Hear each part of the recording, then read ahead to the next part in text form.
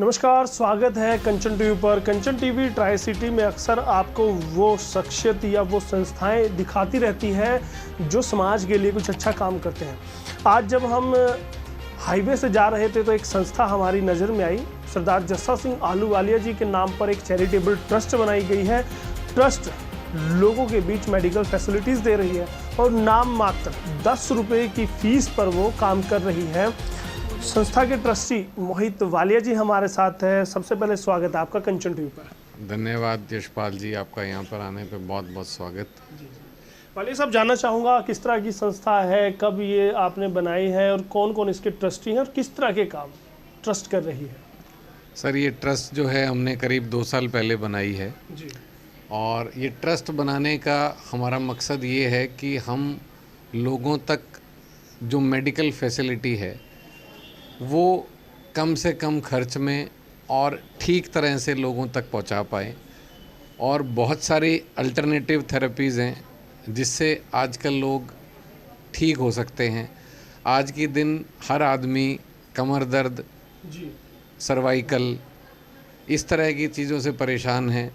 तो इसीलिए हमारे यहाँ पे जो हमने थेरेपीज़ रखी हैं उसमें फिजियोथेरेपी है, डेंटल का जो आजकल इलाज है वो बहुत महंगा हो गया है। कहने को तो डेंटल का डॉक्टर जो है वो छोटा सा क्लिनिक है, बट एक आदमी अगर अपनी रूट कनाल कराने भी जाता है तो करीब करीब उससे 2500 से 3000 रुपये ले लेते हैं। हमारे यहाँ रूट कनाल का जो खर्चा है वो करीब 1200 रुपये के करीब है, आधा है। और उसमें भी अगर कोई ऐसा पेशेंट है जो वो पैसे नहीं दे सकता तो वो हम उसको फ्री ऑफ कॉस्ट करके देते हैं।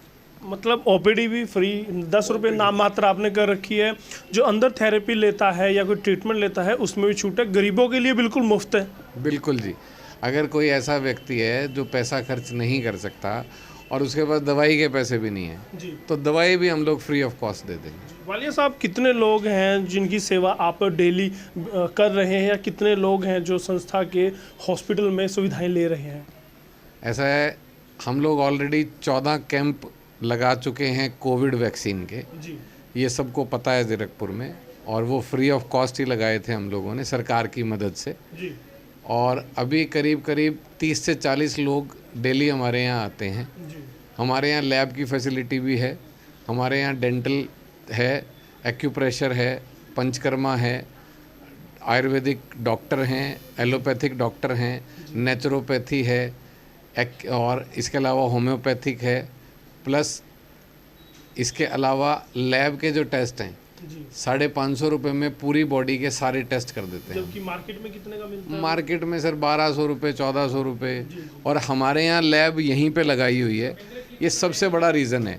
होता क्या है कि लैब के अंदर जो टेस्ट करवाने जाते हैं तो बड़ी बड़ी लैब वालों ने क्या किया हुआ है, दिल्ली में बैठ के टेस्ट, यहाँ पे ब्लड लेते हैं सैंपल, उसका सैंपल लेने के बाद वो दोपहर को बस में रख के दिल्ली जाता है और दिल्ली से टेस्ट होके रिपोर्ट आती है।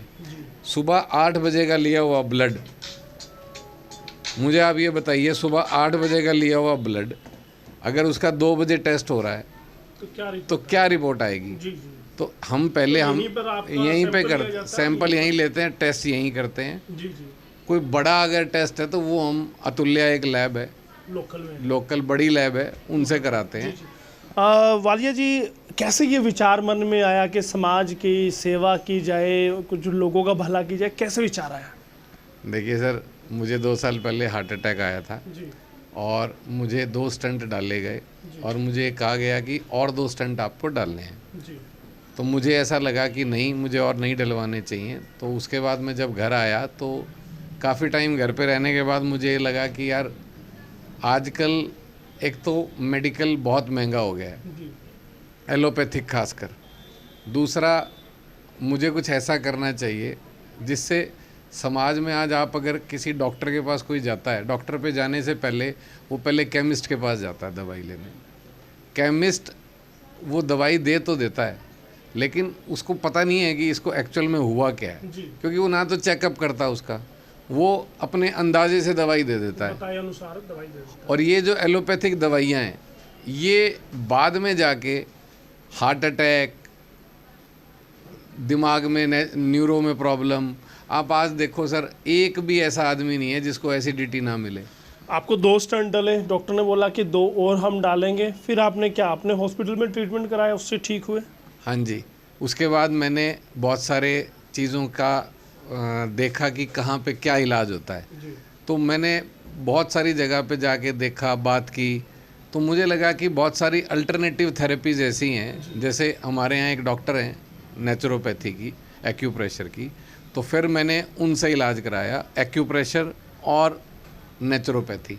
अब मैंने अपनी डाइट पूरी तरह से चेंज कर ली है, और मेरा मानना ये है कि हम जो खा रहे हैं वही सब कुछ है। मतलब जो ट्रीटमेंट आपने लिया उसमें ब्लॉकेज जो होती है, जो आगे बढ़ती है, उसको दूर करने का, उसको ठीक करने का काम आपकी थेरेपीज से आपने किया? नहीं सर, ब्लॉकेज ना तो स्टंट डालने से ठीक हो सकती है, ना बाईपास से ठीक हो सकती है।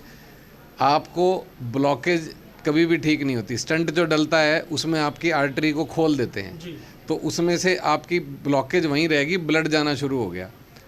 ब्लड जाना शुरू हो गया। हमारे शरीर में, हार्ट में बहुत सारी आर्टरीज होती हैं, 3 नहीं होती। तो मैंने एक थेरेपी है ईसीपी थेरेपी, उससे आपकी अल्टरनेटिव थेरेपी खुल जाती हैं नसें। कितने टाइम का, कितने 35 दिन का कोर्स होता है। वो हमारे यहाँ नहीं है, लेकिन हमारे यहाँ और डॉक्टर्स, जिनको 4 मशीन और अलग अलग जगह लगी हैं, तो हम लोगों को प्रिस्क्राइब कर देते हैं कि आप वहाँ से करा सकते हैं। मतलब बचा जा सकता है बाईपास से? बाईपास से बचा जा सकता है। अगर किसी को भी हार्ट की ब्लॉकेज है या कोई भी क्रॉनिक, अब जैसे शुगर की बात करें, तो शुगर जो है वो बॉडी का डिसऑर्डर है। हमारे ख़राब खाने पीने से हम अपने को उसको कर लेते हैं। कि लोग कहते हैं जी मुझे तो जेनेटिक है। जेनेटिक के बावजूद भी मेरे फादर को, मेरे चाचा को, सारे ख़ानदान को शुगर थी, मुझे नहीं है, क्योंकि मैंने अपने खाने का सिस्टम चेंज किया है। आज आप किसी को बोलो जी आप अपनी गाड़ी में मिट्टी का तेल डलवा लो, वो कहेगा नहीं डलवाऊंगा। उसको बोलो खाना कुछ भी खा ले, वो कहेगा खा लूँगा। आजकल स्ट्रीट फूड की हालत बहुत ख़राब हो चुकी है। कहीं ना कहीं खान पान का जो तरीका है वो बदल दे तो बहुत सारी बीमारी से पीछे छुड़ाया जा सकता है। जस्सा सिंह आहलूवालिया के नाम पर आपने ट्रस्ट बनाई है, उसके पीछे कारण क्या है? देखिए, बीइंग ए आहलूवालिया, मैं खुद आहलूवालिया हूँ, और सरदार जस्सा सिंह आहलूवालिया को सुल्तान उल नवाब कौम की उपाधि मिली थी। सरदार जस्सा सिंह आहलूवालिया कपूरथला के राजा थे, बहुत धार्मिक। एक ही ऐसे सिखों के राजा हुए हैं जो धार्मिक भी थे और राजा भी थे, और उनकी जो समाधि है वो स्वर्ण मंदिर में है।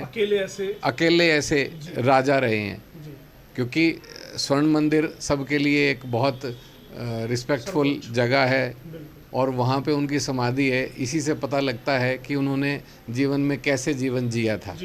और दिल्ली में लाल किले पे मुगलों को हरा के झंडा फहराया था। तो इसीलिए मुझे लगा कि हमारे यहाँ पे उनका जो नाम है वो एक एरिया तक सीमित है। अगर आप कपूरथला स्टेट की बात करें तो सब लोग जानते हैं, पंजाब में भी लोग जानते हैं, लेकिन उनके नाम पे संस्थाएं बहुत कम हैं, और सरकार का भी ध्यान नहीं है कभी गया। सरकार तो ये बीड़ा मोहित जी ने उठाया कि उनके नाम से बनाया जाए, ताकि पूरी दुनिया तक धमक जाए, ताकि उनके नाम पता लगे। क्योंकि अगर हम अपने इतिहास को भूल जाएंगे तो हमारा आने वाला कल कभी ठीक नहीं हो सकता। भविष्य की क्या परियोजनाएं हैं? अगर मैं आपके संस्था की बात की जाऊँ, संस्थाएं और कौन कौन से काम आगे भविष्य में करने वाली है? देखिए जी, मेरा एक सपना ये है कि मैं एक बड़ा हॉस्पिटल बनाऊं और सर्जरी भी फ्री करूं उसमें। तो उस पर काम कर रहे हैं। एक ये तो सर ऊपर वाले को पता होगा, क्योंकि पैसे चाहिए होते हैं बहुत सारे। और एक नेचुरोपैथी का हॉस्पिटल हम लोग खोलेंगे, वो देखेंगे कहाँ पे खोलेंगे। क्या इस संस्था में कहीं से आप डोनेशन नहीं लेते? सदस्यों से कभी आप जो होता है फीस नहीं लेते हैं? देखिए सर, मेरी जो ट्रस्ट है, हमारे पास 10A, 12A और 80G भी है। मतलब एग्जेम्पशन है हमें। अगर कोई हमारी संस्था को दान देता है तो उसको इनकम टैक्स नहीं लगता 80G के तहत।